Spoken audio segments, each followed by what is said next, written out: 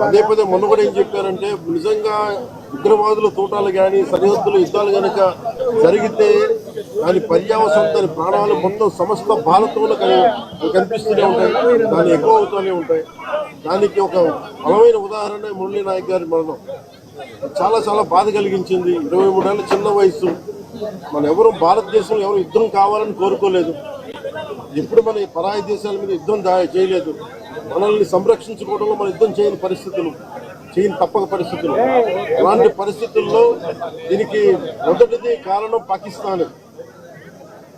Pakistan general army general కూర్చోబెట్టి రెచ్చగొట్టి ఒక వారం ముందు ఏప్రిల్ 22 ఒక వారం ముందు రెచ్చగొట్టి ఉగ్రవాదుల్ని ప్రేరేపించి అమాయకులైన మనుషులను చంపించేసి దానికి పర్యవసానమే.